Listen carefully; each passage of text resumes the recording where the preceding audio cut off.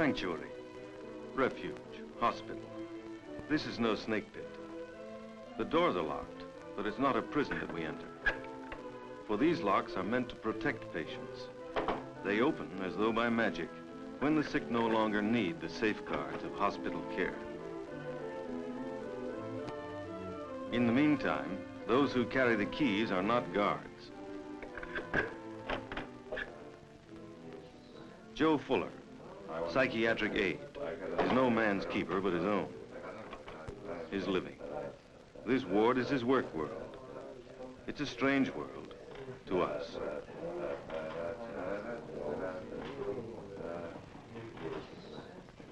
Come in, I hear you, Jupiter. Come in, Jupiter, I hear you. Hello. Huh?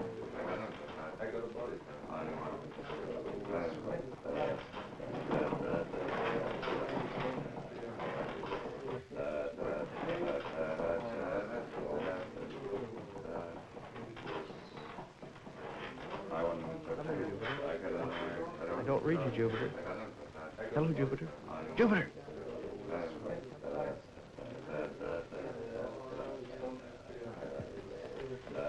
What's this, Mr. Jordan? I made a no tea. Very nice. Would you want one? Fine, thanks a lot.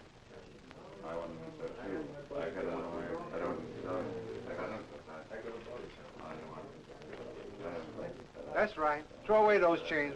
We don't like chains around here. Do we, boys? Yeah, boy.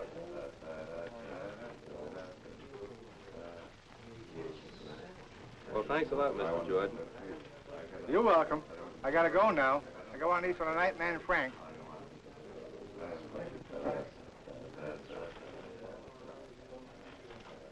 Hey. Jordan's a lot easier to take since he started occupational therapy. Yeah, gives him a chance to work off a lot of steam. Nice court, isn't it? Yeah.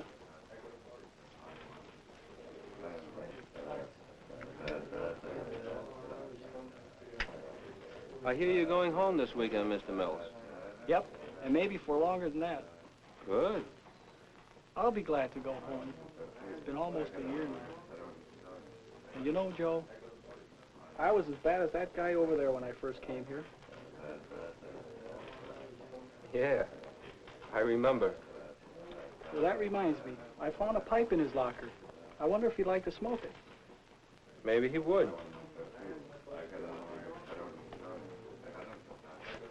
Sit up, Mr. Rusk. Come on. How'd you like to smoke? This is your old pipe.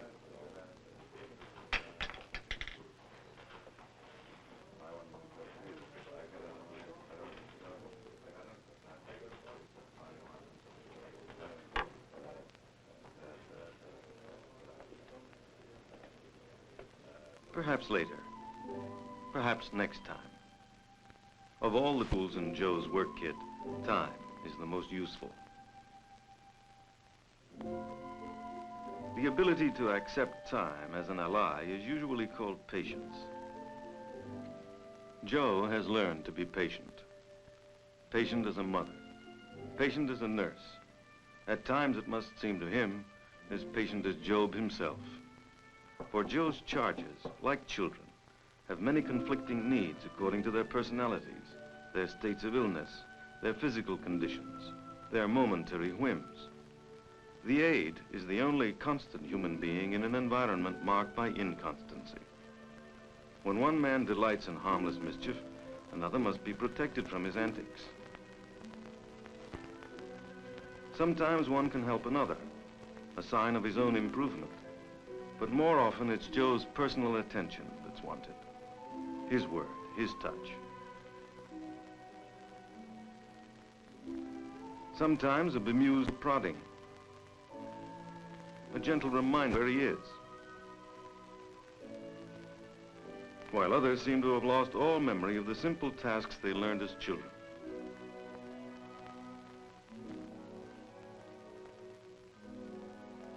No longer able to take care of themselves, they depend on others to help them live from day to day. Joe helps, without resentment, without contempt. This is his work.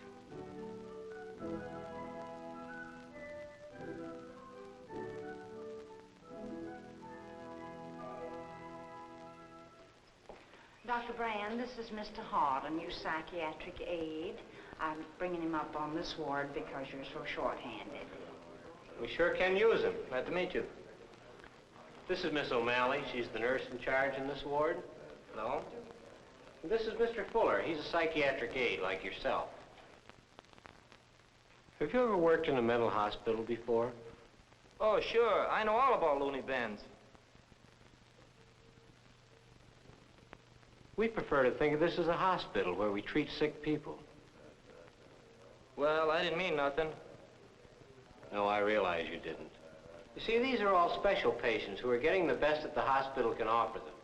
There's electroshock, there's recreational therapy, there's occupational therapy, and the companionship of other men.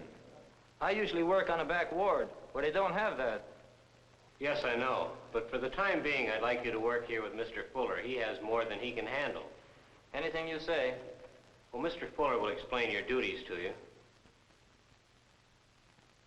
Well, like the doctor said, on our ward, we try to give a lot of time to each patient. It's kind of a new idea. More treatment they get, better chance they have of going home. I don't go for stuff like that. I like a ward where the doctor comes through once a day and spends 5 minutes. How did you get into this racket in the first place? My wife. This was Helen's hometown. She used to work over in the administration building before we were married. Then I opened a small radio repair shop downtown, only it didn't pan out. Then she got her old job back, and I took this job. How about you? I guess I just needed a job, too. But I ain't doing this kind of work for fun. And if the doctors and nurses ride me too much, well, I'll just move on. Sometimes I think of moving on myself. Might not be a bad idea. On a job like this, you learn not to consider yourself judge and jury. Joe usually takes people as they come. On the other hand, he doesn't have to like everything he sees. Ready? Sweet Adeline, my Adeline, and my sweetheart, for you I pine.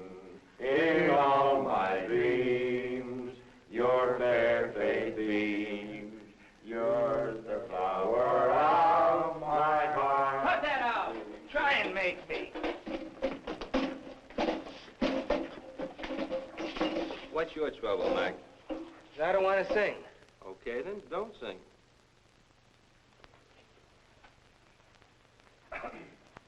Go ahead, Bill. All right, men, I've been working on the railroad. I've been working on the railroad all the livelong day. I've been working on the railroad just to pass the time of day. Take it easy. What that guy needs is a good beating up. Look, Frank, that stuff doesn't go around here. And I thought you were a right guy. I'm okay, but you can't go around hitting guys. McManus wouldn't hurt anybody. Besides, he's in here because he's seriously sick.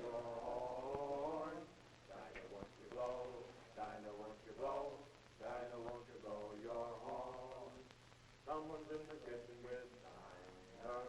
Someone's in the kitchen, I know. Someone's in the kitchen with Dinah, drumming on the old banjo. Dee-bye-diddly-I-O, dee-bye-diddly-I-O, dee-bye-diddly-I-O, drumming on the old banjo. Dinah wants to blow, Dinah wants to blow your horn. Dr. Brand usually confers with the nurse and the aide after his morning visit with the patients. I'm afraid I'm going to have to transfer some of your men off the ward. How about some of those who haven't responded to treatment? Well, Doctor, there's old Mr. Novins. He's had over 50 electric shock treatments, and there's no change at all.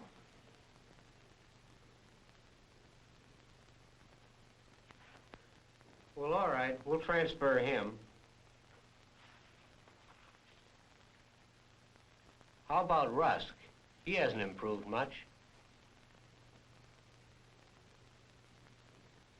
Well, you were telling me about him this morning, weren't you, Mr. Fuller? No, it was just a little thing. Well, tell us anyway, Mr. Fuller. Well, I've been trying to get Mr. Rusk to smoke his pipe, but he's never shown much interest in it. And the other day I saw him holding it, and today when I offered him a light, he accepted it. Well, let's keep him around a little while longer and see what develops. I'm glad you persisted with that pipe, Mr. Fuller. You know, we depend upon you for the little things. They can be mighty important. That just shows you what you could do with more help around here. How does that list look now? In mental hospitals nowadays, exercise is a prescribed activity. For not only does it keep bodies in good shape, it involves the patients with each other and provides a normal, familiar outlet for feelings.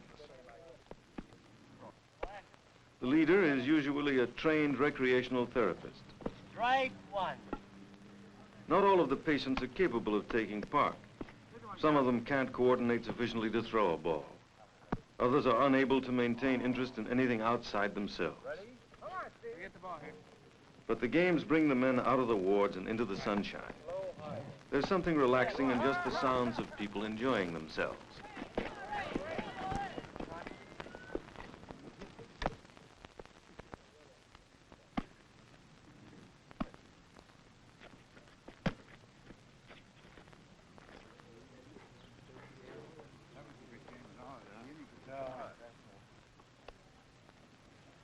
Thank you, Harry. Harry? Mr. Rusk had talked. Joe was so surprised and perplexed that he never knew who won the game that afternoon. Come on. A few days later, he was attending one of the classes that are part of an aide's training in the care of the mentally ill. Dr. Brand was discussing the dynamics of identification. Even our rules for living are designed to reach the patient with what for him is an unbelievable idea, that he can trust us.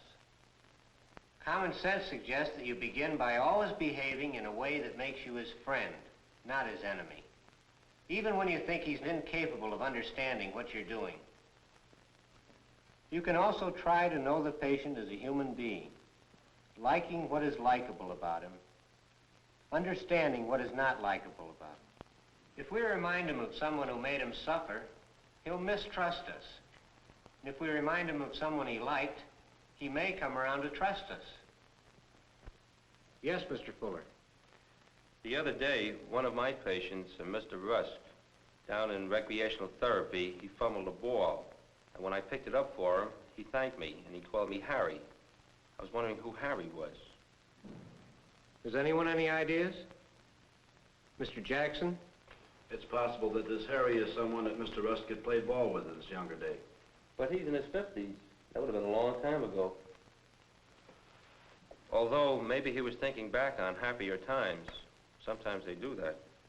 They do indeed. You can check with one of the social workers, Mr. Fuller. Find out if there's a Harry in the family. But no matter what you find out, I suggest you spend a little more time with him.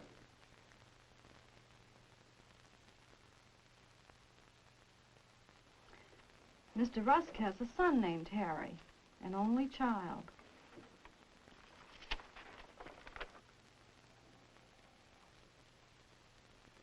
Wait a minute. The boy was killed in action in the Pacific. That's it.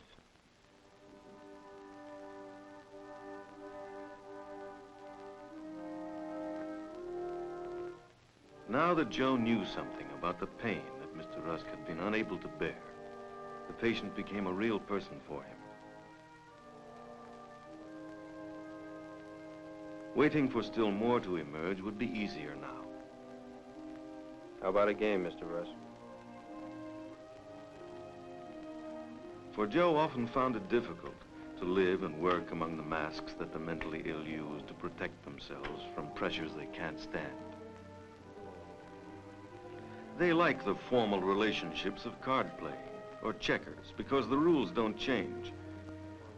Each act does not become a problem involving feelings.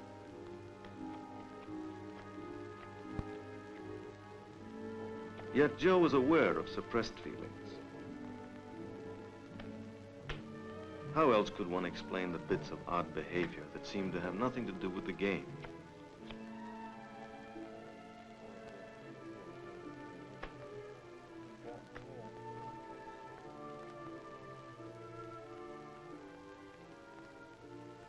It's your move, Mr. Rusk.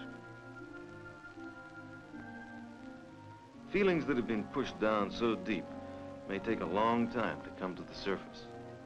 It was taking Mr. Rusk months. Communicating is apt to be frightening. It must be tenderly encouraged. The feelings may give rise to thoughts that are so confused, they must be reshifted, straightened out, reordered, constantly, continuously.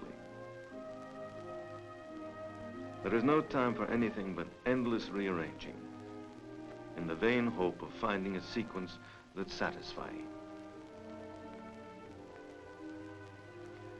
There are many ways to talk without using words. There are many ways to connect with another human being. We use our manner, our eyes, our smile, long before we learn to use words. Joe, like a person working with children, has come to understand the wordless language.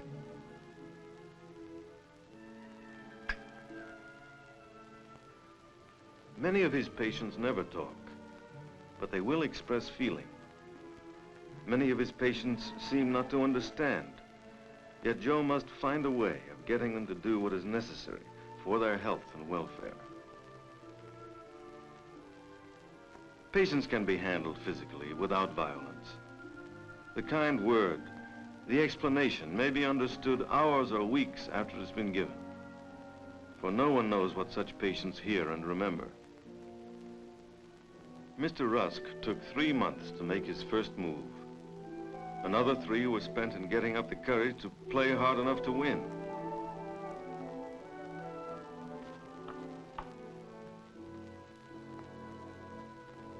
By now, Joe doesn't find the games as one-sided as they used to be.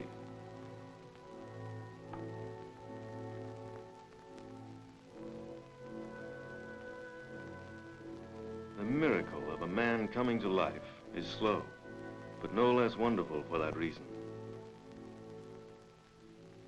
One by one, he regains the little skills by which a human being moves toward relative independence. It can be a delicate, difficult process. We can only follow it from the outside.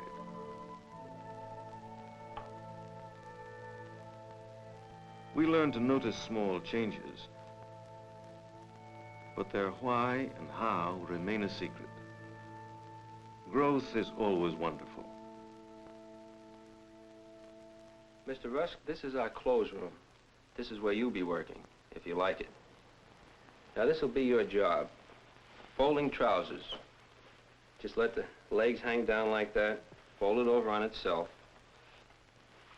And each one is marked. There's a size, 34. Now, over here, it's all marked off, 32, 34, and 36. Now, this would go in there. You think you could do that?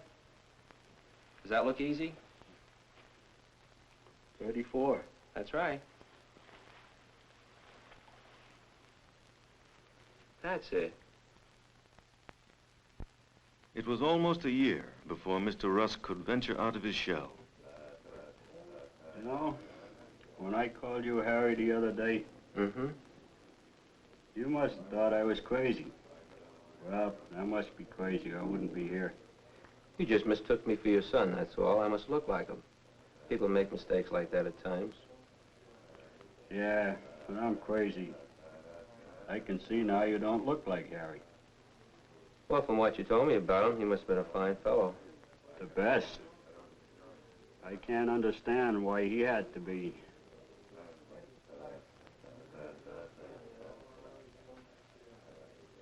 Think nothing much mattered after that.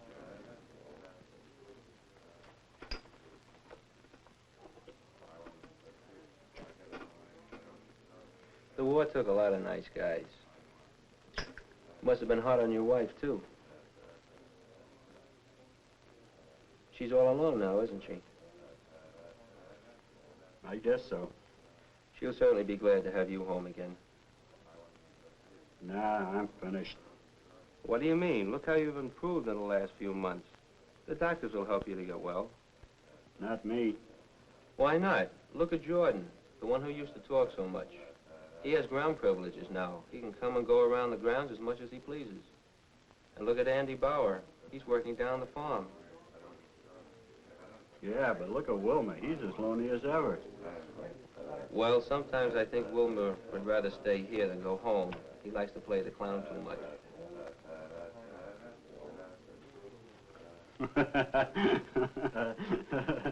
That's the first time I've heard you laugh. Well, feels good to laugh. I guess I haven't had much to laugh about lately. Well, you're coming along fine, Mr. Rusk. You're getting better every day. You really think so, Joe? I certainly do. Well, it was good talking to you this way. Then Mr. Rusk went back in. He'd need time to think over, to comprehend his big step forward. His wife, his home. He'd have to think about them.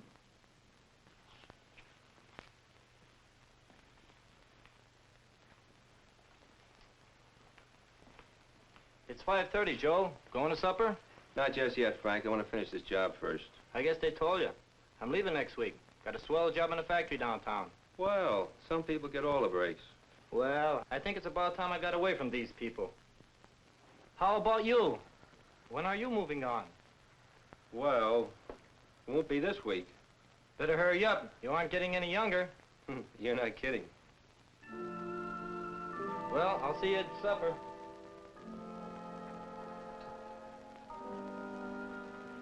Mr. Rusk, what's the matter?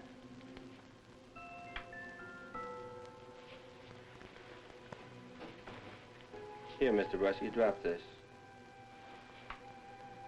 Say, I didn't mean what I just said to Frank. I was only trying to be friendly. I am not even thinking of leaving. Mr. Rusk. Regression is the technical name for Mr. Rusk's medical condition. For Joe, no technical word could describe the situation. After a year of patient, careful work, day by day, hour by hour, he's back at the beginning. The elaborate bridge over which Rusk had been moving toward health, the bridge of which Joe himself was part, has come crashing down.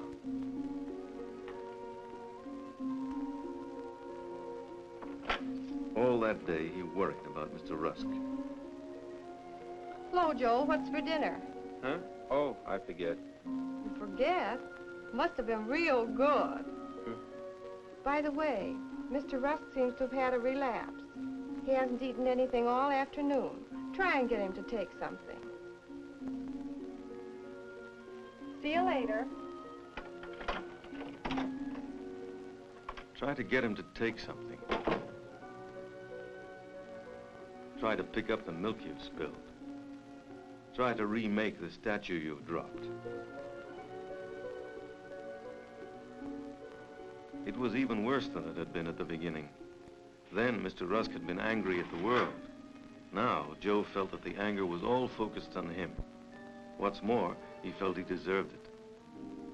What to do about it? He could go home and try to forget about Mr. Rusk, or he could tell Dr. Brand the whole story. No, it was my fault, all right. I should have known how he'd react to the idea of my leaving. None of us are perfect. I wouldn't blame myself too much for an accident like this. Have you been thinking about leaving? No.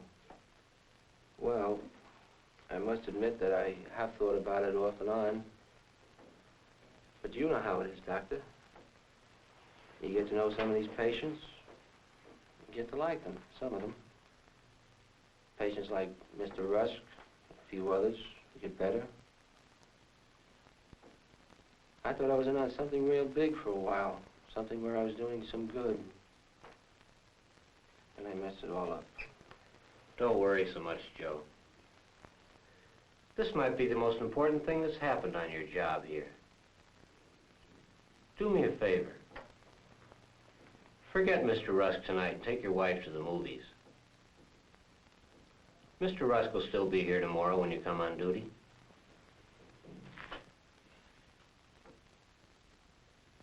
Joe hung around the hospital that night after his shift was over. Something had happened to him, too.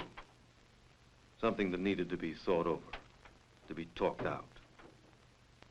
Kate O'Malley was the kind of girl you could talk to. Besides, this sort of thing was her profession. What did he mean, the most important thing that ever happened to me? I don't know, but when I first started in mental hospital work, I used to get pretty discouraged when a patient became upset.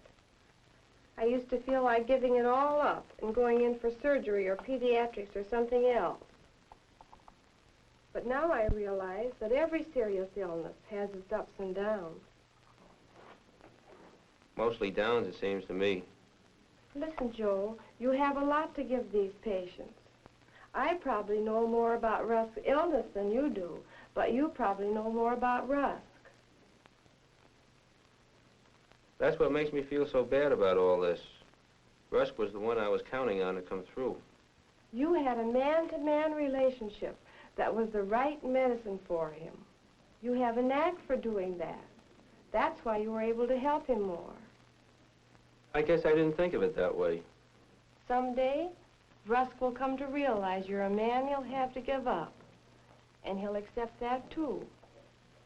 You deserve a lot of credit for reaching Rusk when the rest of us failed. It's no easy job. No, but it's not a bad one either. Depends on who's doing it.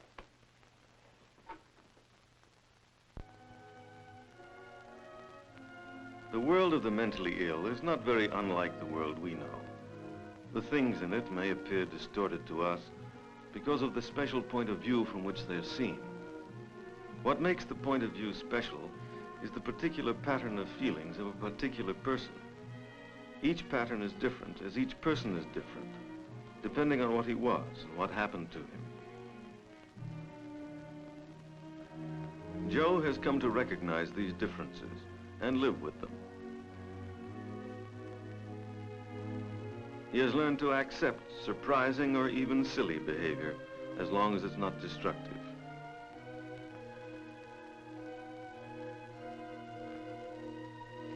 He has really come to like what is likable and to try to understand what is not likable. He doesn't feel threatened by patients who express their needs directly. He doesn't feel contempt for grown men who act with the exuberance of children. He takes them as they are. And this acceptance, this liking, is what Joe can contribute to the process of therapy. For hospitals like this one are places where sick people are being helped to recover from serious illness. Joe is part of a team, headed by a psychiatrist, that is constantly trying to speed this recovery, which otherwise might take a lifetime or might never occur at all. Along with some psychotherapy and physical therapy, along with the occupational, recreational, and industrial therapy, there is also the sympathy of being treated with respect, day in and day out, by the one sane person in the ward. Time and patience. Joe has them to give. The bridge is beginning to be rebuilt on an even firmer pace. It may be easier for Mr. Rusk to move over it the second time, but he cannot be pushed. It's your move, Mr. Rusk.